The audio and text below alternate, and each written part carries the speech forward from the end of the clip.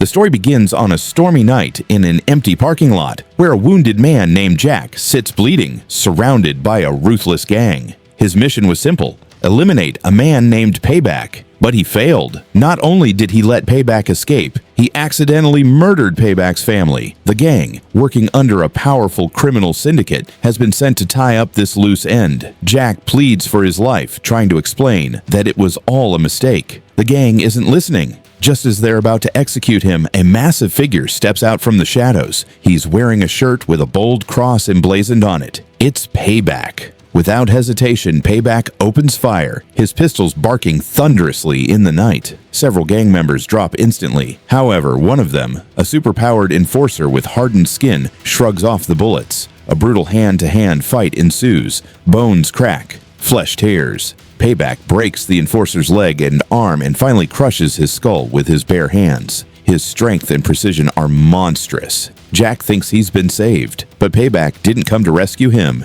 He came to kill him himself. Payback believes in delivering justice through his own brutal code. He tells Jack that evil must be eradicated, even if it means becoming a monster himself. With cold finality, Payback puts 2 bullets in Jack's head. Sirens wail in the distance. The police arrive and arrest Payback at the scene. In this world, many people are born with unique powers. Some control fire, others manipulate electricity, some can regenerate or alter reality itself. These people, when they turn to crime, pose a massive threat. To contain them, the government created an impenetrable supermax facility known only as the Vault, an ultra-modern prison designed to suppress and detain the most dangerous enhanced criminals. Payback is convicted for the murders of over 40 individuals, earning a life sentence.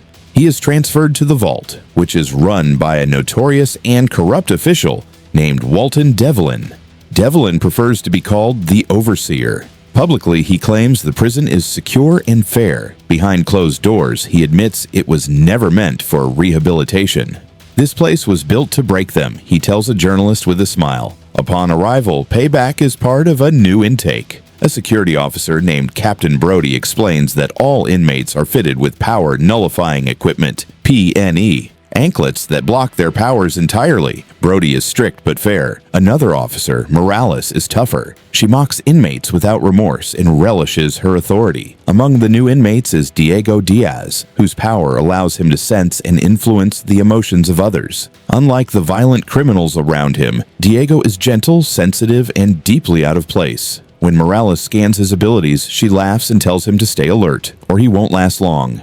Payback steps up. Morales instantly recognizes his name. A guard tries to taunt him, but when Payback glares back, the guard steps away nervously. Morales, unimpressed, punches Payback in the stomach, bringing him to his knees. "I don't care what you've done out there," she warns. "In here, you follow my rules." Later, Payback enters the yard and is approached by Jim, brother of a man Payback killed in the past. Without a word, they fight. It's violent and messy.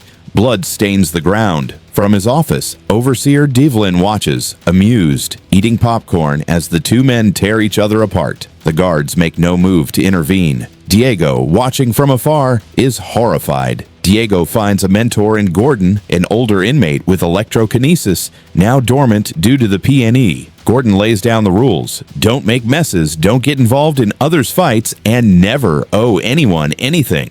"This place isn't just steel and walls," Gordon says. "It's a predator pit."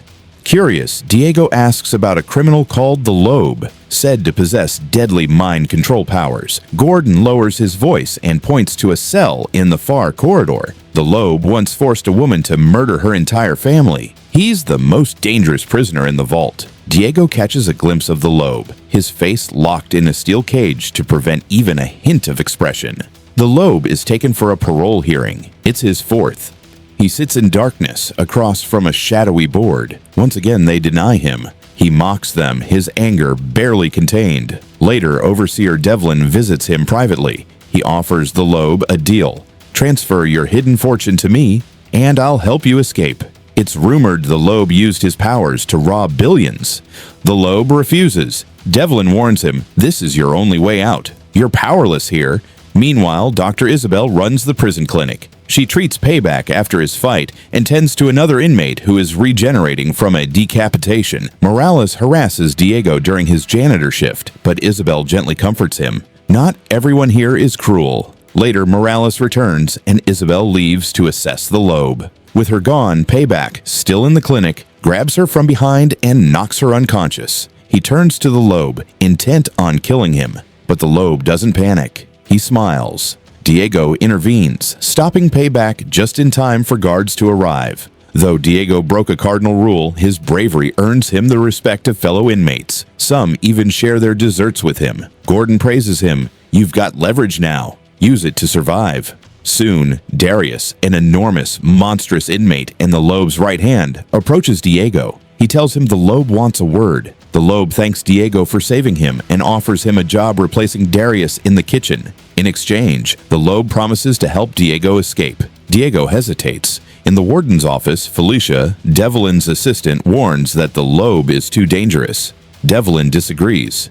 To control monsters, you become one. He shows her 2 letters, one recommending her for promotion, the other detailing violations that could ruin her career. Her fate, he says, depends on her loyalty. Gordon's parole hearing ends in disaster. Despite his clean record, the board denies him for being too isolated. He snaps, cursing at them. That outburst seals his fate. Unknown to everyone, the Lobe had already convinced Gordon to use the rejection as fuel to start a riot. The next day, Gordon disables his PNE with a broken fork passed by Darius. He starts a riot in the cafeteria, electrocuting a guard and shutting down the prison's power grid. With PNS disabled, prisoners regain their powers. All hell breaks loose. Fires erupt. Gases spread. Guards flee. Morales fights back with her own enhanced strength. Diego, overwhelmed by the flood of emotions, is calmed by Isabel. Brody heads to the basement to restore power. Jim follows, seeking revenge. In a desperate fight,